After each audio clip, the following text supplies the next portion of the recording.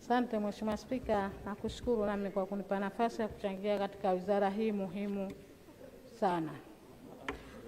Mheshimiwa Spika, kwanza naomba nimshukuru Mwenyezi Mungu ambaye ametupa kibali chake na tupo hapa kwa ajili ya kuwatetea wananchi wetu.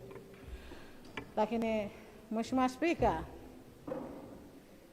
kabla ya pongezi, mimi kwanza naomba niende katika mchango wangu moja kwa moja na baadaye tafuata pongezi.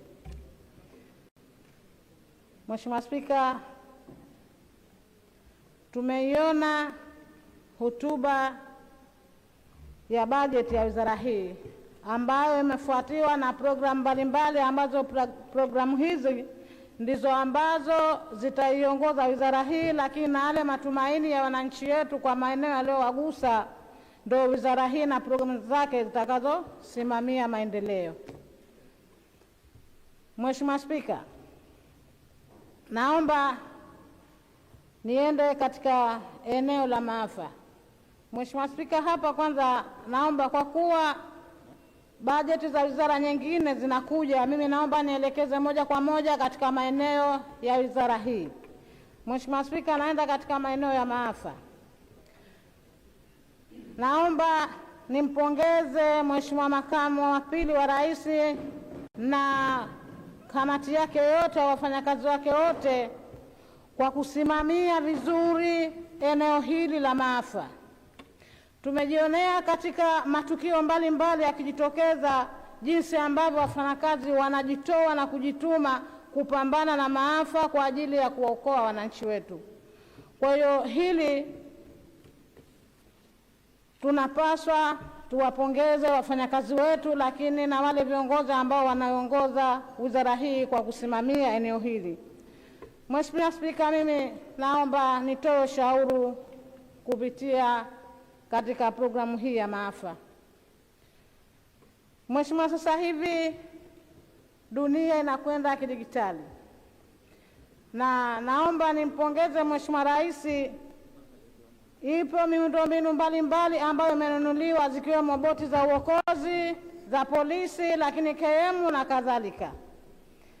Lakini Mheshimiwa Spika, kwa kuwa sasa hivi dunia imekuwa, utaalamu umezidi, nimwombe sana Mheshimiwa Makamu wa Pili, tuangalie hali sasa, tutafute sasa, tuingie katika mfumo mwingine, tununue japo ndege moja ambayo hii itaharakisha zaidi kwa haraka juu ya kuokoa maisha ya wananchi wetu pale ambapo yanafika maafa haya.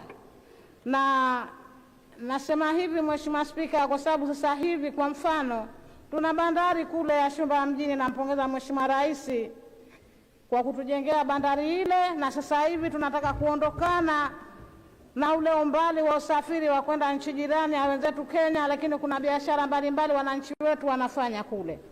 Sasa ningeomba tu wakati vinanunuliwa vyombo hivi, basi angalau kuwe na chombo kimoja cha uokozi kiwe katika maeneo yale ya Pemba, ili yanapotokea maafa kwa upande ule hatuombi yatokee, lakini tunajua unapofanya kazi lolote linaweza kutokea. Kwa hiyo nimuombe Mheshimiwa Makamu na hili waliangalie kwa kina, ili tuone ikitokea bahati mbaya tunaokoa maisha ya vijana wetu. Lakini Mheshimiwa Spika, pia niseme kwamba mafunzo yanahitajika kwa wananchi wetu, au yaendelee kutolewa mafunzo kwa wananchi wetu. Inawezekana tunazungumzia maafa, lakini kuna baadhi ya wananchi wetu hawajui nini maafa, kwa sababu leo serikali kila siku inapiga kelele juu ya maafa, hasa wakati wa kipindi cha mvua, lakini bado utaona baadhi ya wananchi wetu wanajenga karibu na maziwa ya maji, lakini kwenye mabonde. Sasa mimi naomba wizara iendelee kutoa elimu na ifanye mikutano ya ziada ili tuwape elimu wananchi kwa kujiepusha na yale maafa yasiyo na ulazima. Mheshimiwa Spika, pia naomba niende katika Baraza la Wawakilishi.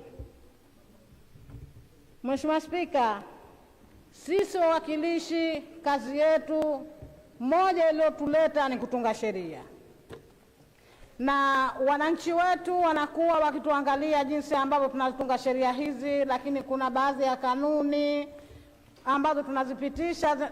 Kanuni hizi zinawagusa wananchi moja kwa moja au sheria hizi zinawagusa wananchi moja kwa moja. Naomba nimpongeze katibu wa Baraza la Wawakilishi pamoja na watendaji wake. Baada ya kuingia wametupatia mafunzo vizuri ili tuweze kufanya majukumu yetu ipasavyo. Kwa hiyo niwaombe sana waheshimiwa wenzangu, tutakapofika vipindi ambapo tutakawa kutunga sheria mbalimbali, tuangalie basi tunapopitisha hizi sheria tuone kwamba sheria hizi leo tumo humu, lakini kesho takuwa sisi tutaondoka na tutawapisha wenzetu kwa njia yoyote ile, ama kwa kuondolewa na wananchi au kwa Mwenyezi Mungu kuchukua maana yake. Sasa tuweke rasilimali nzuri, tuhakikishe kwamba tumeweka rasilimali nzuri kwa wananchi wetu, sheria zile zisiwaumize, lakini na sisi wenyewe tutakapokuwa nje pia sheria hizi zisituumize. Lakini Mheshimiwa Spika, pia nizungumzie suala la utamaduni wetu wa Kizanzibari na kanuni yetu. Mheshimiwa, kuna kanuni ya 159/1 ambayo imeelekeza katika mavazi lakini na utamaduni wa Zanzibari. Mheshimiwa, tuna kanuni ya mavazi ambayo kwa wenzetu wanaume niseme wameruhusiwa utamaduni wa Zanzibari, hasa siku za Ijumaa au na siku nyingine yoyote wanavaa kanzu na kofia na kubazi na koti lake. Sasa Mheshimiwa Spika, huu ndio utamaduni wa Zanzibari. Sasa na sisi kwa wanawake tunavaa vitenge na suti na kadhalika. Sasa nilikuwa naomba tuzingatie na tutulie umuhimu mkubwa wa kuvaa basi japo kanga na mabaibui ambao ndio utamaduni wetu wa Kizanzibari. Mheshimiwa Spika, naomba niende katika rasilimali ya utumishi, rasilimali watu na utumishi. Mheshimiwa, naomba nimpongeze Mheshimiwa Makamu wa Pili na watendaji wake. Tumeona hapa programu ambao wanafanya katika utumishi na rasilimali. Kuna wafanyakazi ambao wanapatiwa mafunzo kwa muda mrefu. Kwa upande wa tume ya uchaguzi kuna 6, lakini na upande huu pia wapo 4 ambao wako masomoni kwa kipindi cha muda mrefu.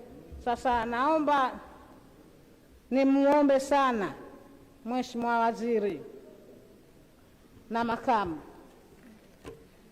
yeye ndio baba yetu ambaye anazisimamia wizara zote. Kwa hiyo kuna baadhi ya wizara wananchi wafanyakazi hasa wa ngazi za chini wanapata shida sana wakati wakitaka kwenda masomoni. Kuna baadhi ya watendaji wanakuwa hapa tunaidhinisha vifungu vyao ambapo kati yao mna usomeshaji wa wafanyakazi, na hili linafanywa kwa sababu ya kuondoa ule utendaji wa mazoea ili wafanyakazi vizuri.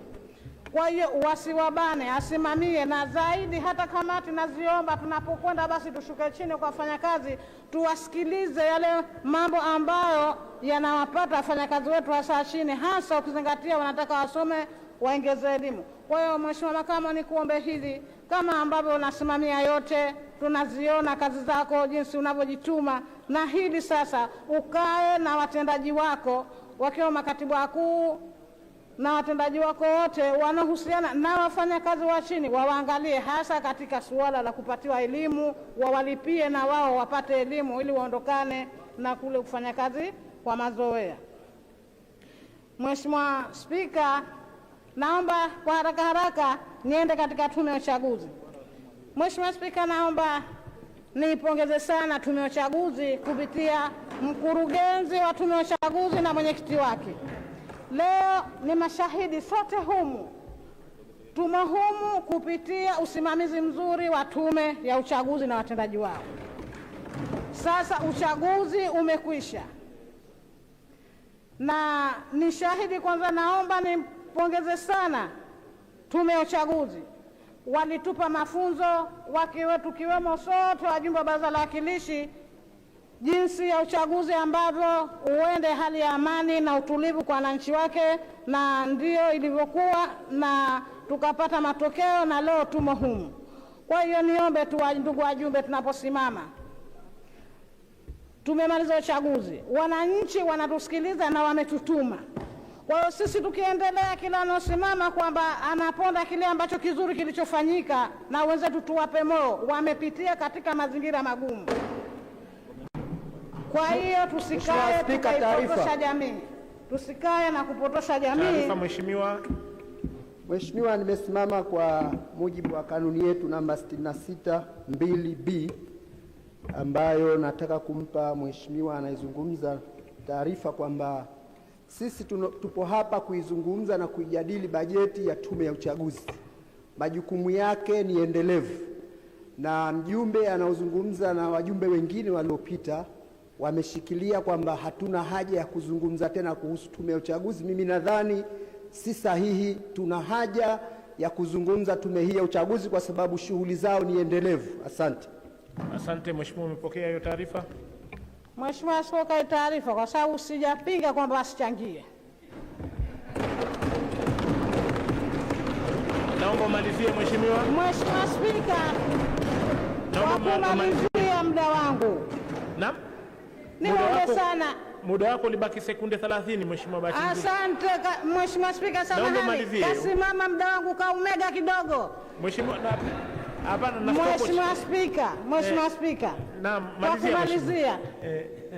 Mheshimiwa Spika, kwa kumalizia niwaombe tena wenzetu wao au sote tumekuja huku kupitia tume hii ya uchaguzi, na mie niendelee kuwapongeza na niwapongeza watu wa tume kwa wale ambao wametufanyia, na niwatakie kila laheri, naombea na umri mrefu ili 2030 inshallah waendelee kutusimamia na tumefanya uchaguzi kwa mafunzo yao bila hata mmoja kuathirika. Mwisho na kishukuru chama changu cha Mapinduzi kwa kunipendekeza kuwemo humu, na kwa niaba ya wanawake wa mkoa wa Kaskazini Pemba naunga mkono hoja hii. Asante Mheshimiwa. Naomba sasa